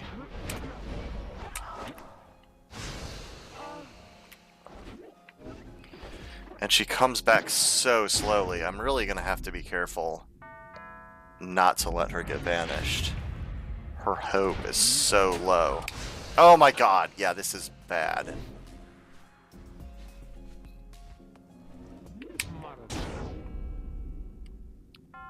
Yeah, not going good.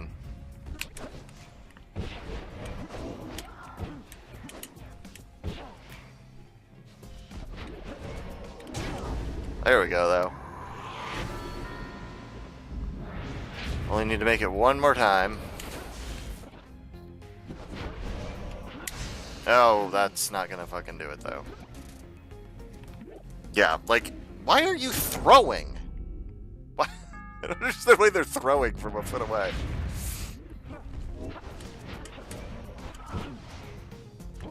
There we go. Alright, that wasn't as hard as I thought it was gonna be.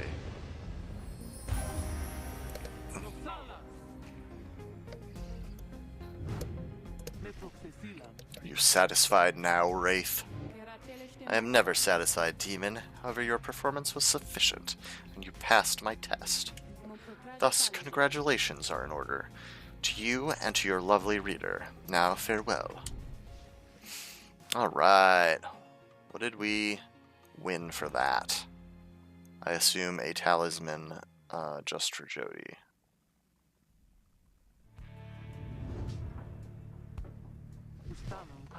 That was a strange experience.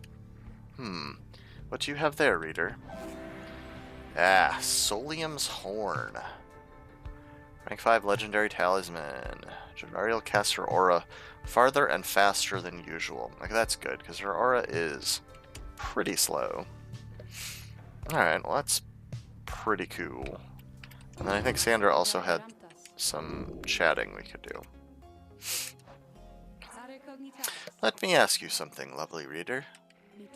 Have you any idea for how long I have been imprisoned here? I'm guessing it's been a while. 1,000 does seem excessive, though. I'm gonna guess 100 years. You guess that Sandra could have been in her current state of exile for the span of an entire century. She smirks at this. A reasonable guess, but you are off by a wide margin. I've been in should have gone for the 1,000. Been imprisoned thus for 837 years. According to my count, at least, it is possible I've lost track, although given my state, I can assure you I have had ample time to verify my arithmetic. She goes silent for a time. Let me give you some advice. If you decide to kill the Emperor... Whoa!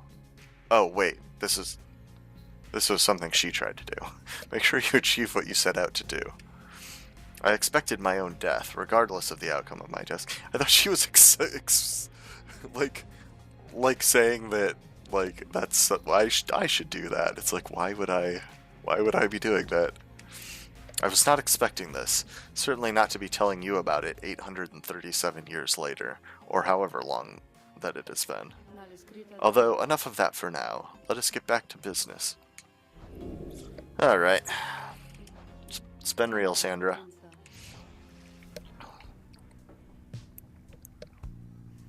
Let's sift through the ashes. He was here! He was here! You mean sandalwood? If I may ask, how can you be so certain? I think from this, it says something. I don't know what it says, but I feel like it has to mean something. Faye produces a small strip of bark she found in the ashes. At first it seems like nothing of interest until you see a message carved onto the inside. You found a bark strip. It must mean something. Can be sold at the slug market. A sturdy strip of bark. On it is written, "Come to Cinderroot S." So it's some kind of message from the sandalwood guy? Seems that way. Which way to Cinderroot? Hushed clearing south of the Glade of Lou. Okay. Well traveled by saps, knowledgeable in the rites. What the hell are saps? Are we gonna encounter some kind of like plant creatures, tree creatures? Is that gonna be our 8th member of the group? That would be cool. I like tree people. It is due west. Perhaps we can set forth early tomorrow when the woods are still. Sounds good. Everyone rest up. Big day coming up. Hey, more vocations. Yeah, I'm just gonna I'm gonna keep up the mentoring. And I'm gonna go with our new lady. Because I want to know what she can do. Let's get our mentoring on, Pamitha. Fine then, let us chat together for a spell. Pamitha gains a somewhat stronger grasp of how to better pass the celestial orb through strength of will and trust in one's triumvirate rather than through dexterity alone. She nods in understanding.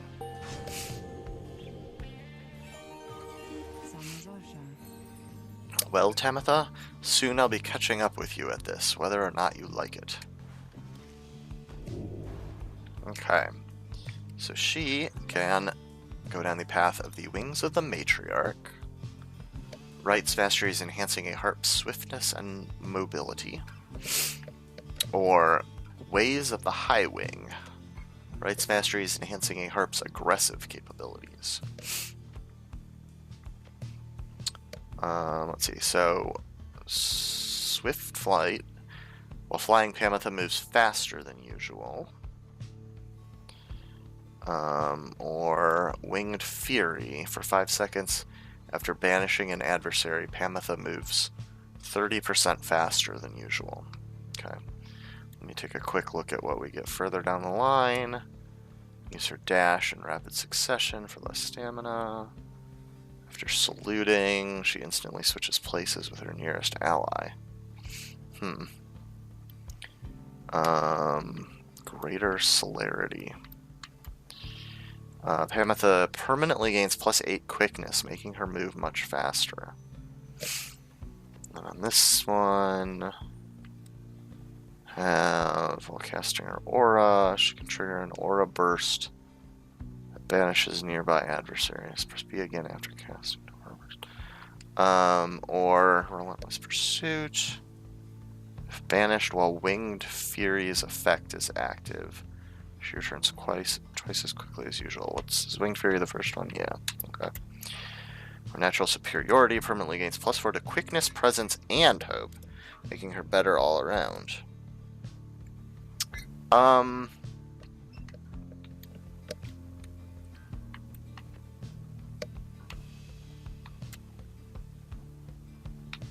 think I'm gonna send her down this path. The speed and mobility path.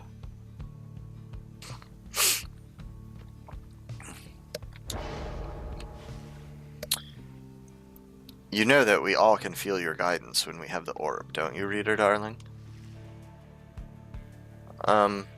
Yeah, I knew that. Of course. Duh. Alright. Let's continue the journey. On to Cinderroot.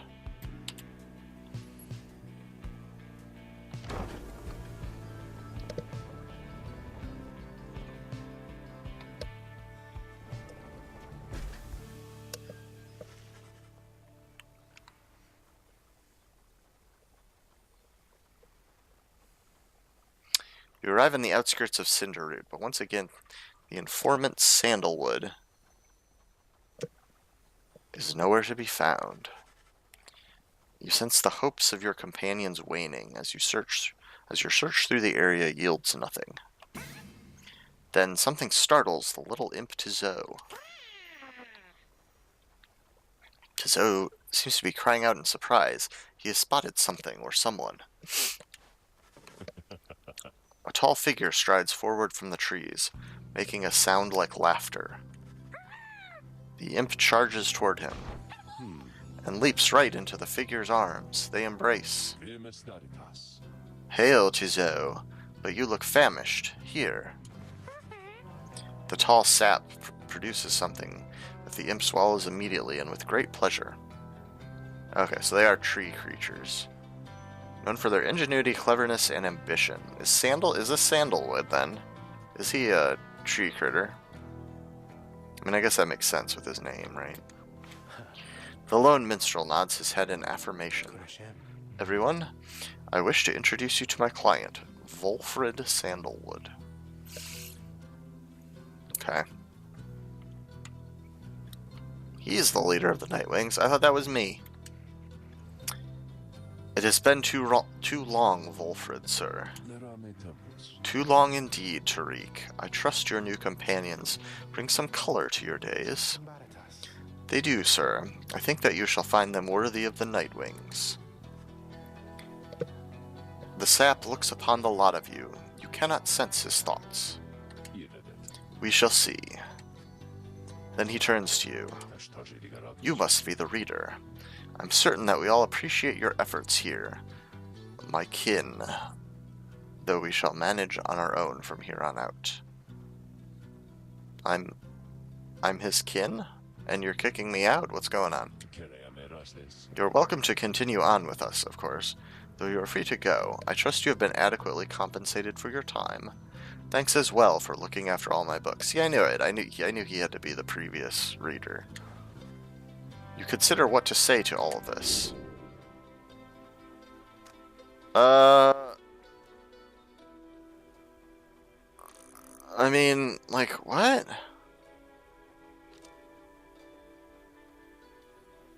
This is nuts. What are you... I put tons of work into this group. You stare back at Volfred, attempting to glean a deeper insight into what drives him, though you remain unable to sense anything further. Still, you refuse to budge at his behest. Hold on. Volfred, sir, I'm Hedwyn. My companions and I are the ones who answered your call. We followed the signs you left for us. Now we're here, thanks to you, and also to this reader. Not just a reader, they are our friend. My friend.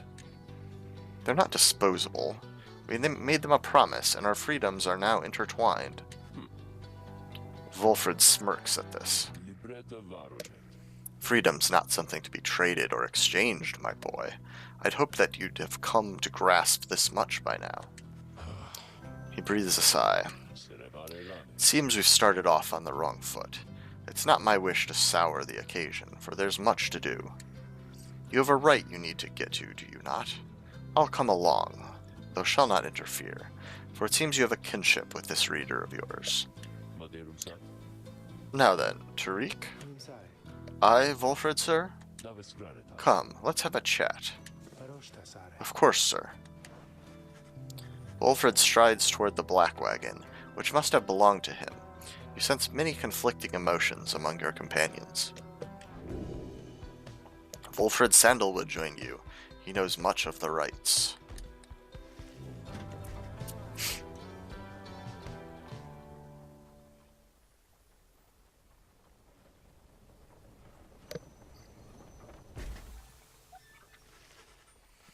Your wagon cuts through a clearing to arrive at the Glade of Lugh, where the stars directed you. Volfred nods his approval, but leaves everyone to their devices. Ooh, new page. Let's check out the new page first, I think. The Demon. In the words of Golgothian, the Master General. Emperor Myrrh. Scarcely could I recognize him when at last we found him. A half-starved animal, horns sprouted from his head, a bestial mirror of his blackened reputation, and I, a man who conquered countries, feared my emperor then in such a way as I had never known. My charge had been to slay this man, but when I discovered him, he was already fighting for his life. The little imp, Haub, proved of little help against the Sisters of the Arch, whose entire lives were culminating in this instance. I was unable to watch. My heart ached with such pity for the man, and for the love I felt for him when I had served him, that I sprang to his defense.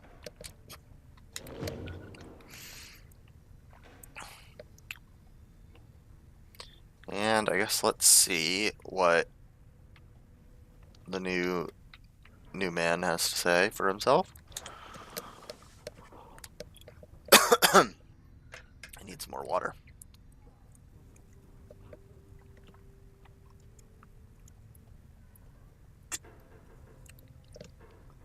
As you approach Wolfred Sandalwood, you feel very much that you reside within his black wagon rather than he in yours. He studies you in silence for a time, then, Tariq, if you have a moment. Aye, Wolfred, sir, what is it? This reader, you deem them worthy, by your estimation? The lone minstrel tilts his head in your direction. If you wish my own estimation, Wolfred, sir, then I do. Of course, it is not entirely for me to say, but I have seen this reader integrating with the others well. I believe that their achievements are self-evident in having reached Black Basin. Your instructions were deliberately difficult to follow, yet they and the others followed them. Indeed, your words make sense as ever, Tariq. And what does little Tizot think of them, I wonder? Tizot indicates that, as a matter of fact, he is happy to have you around. There you have it, sir. I see. He continues to examine you. High praise isn't oft spoken by those two, my kin.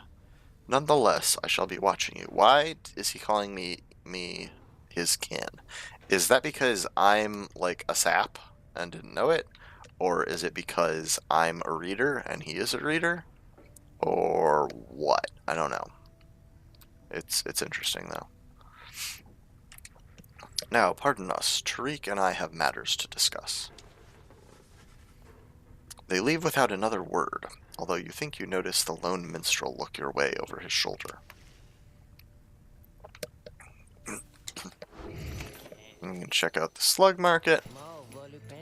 Oh, hey, you guys. You know, I guess I didn't get the word out about this new franchise which we opened here just now. So, give you a great deal, just tell your friends, okay? Oh, and hey there, Mr. Sandalwood. Good day to you as well, Ron. I have, like, no money. Oh, I can sell this bark strip, though. Here, have some bark.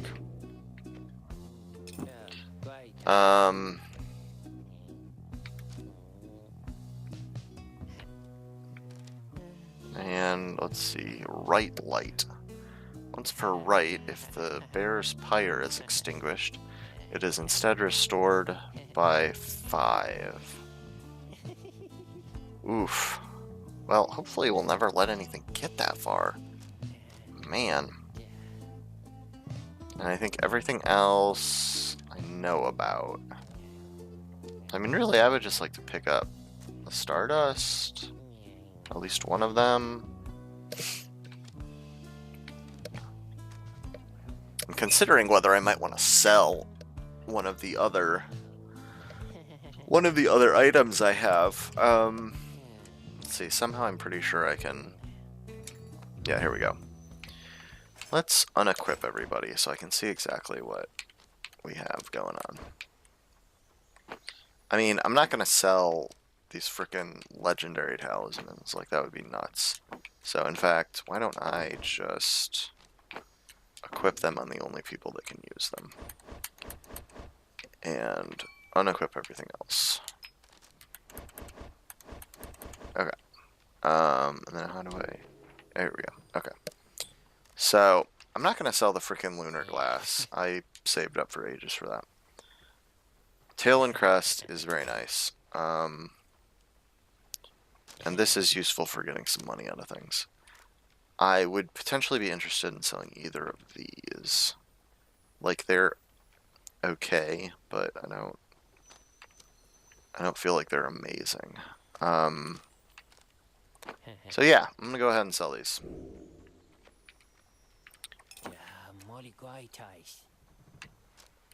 I just don't feel like I'm gonna be doing that much knocking enemies out of the air. Like, that's just very specific. And then I'll buy Stardust, Stardust, and then probably just save the rest. If for no other reason than I don't think...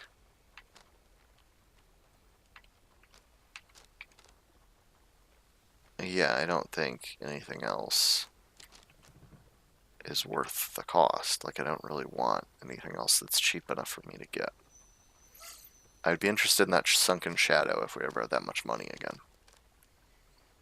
But yeah, I'm pretty good with that. Let me take a look at my characters and possibly cast your aura farther and faster. How much will one of these up it? But to 21%. We could up this thing to 4 quickness, or this to be 15, that to being 13%. It's really difficult to know what I should be leveling up.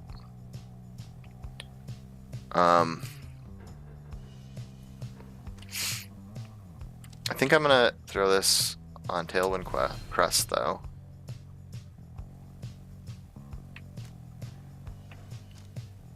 And this one on the contract, so I can make some more money. Got some pretty good options now. And now I think I'm gonna quit. And as with my previous sessions, the next time I play, I'll pick right back up with the next right. So yeah, I might play a little more tomorrow. I'm hoping to get back into this more regularly again, because I've got some new games I'm excited to try out, but I would like to finish this one up first. I haven't decided for sure what I'm gonna play after I'm done with this. I might play Hob. That's a game that Tina got for me for Candle Nights, and I think it might be an interesting game to stream. There's some other things I'm thinking of too. At some point, I'm probably going to do the Life is Strange prequel. I'm a real big fan of the original Life is Strange, and I was somewhat hesitant about this prequel game because of some of the issues surrounding like it being made by a different development company, a different studio, and how they use different voice actors because of the voice actor strike and all that. So originally I was gonna say like, I'm just gonna skip it, but then I heard people saying that it was really pretty good. So I have it now, and I'm really just waiting for the final like bonus episode to come out, so that there's no chance of needing to like have like a gap while I'm playing it to wait for a final episode. So I'll be doing that at some point in the relatively near future, but I don't know exactly when. And eventually, yeah, I don't know. There's so many games to play in so little time, basically, is what it comes down to. I've got a ton of games I want to play, and just got to figure out the priority. But finishing this is pretty much top on my priority list at the moment. I'm not exactly sure how long this game goes. So we'll see. I really have no idea how close to the end I might be. Anyway, thanks for watching, and I'll see you again soon.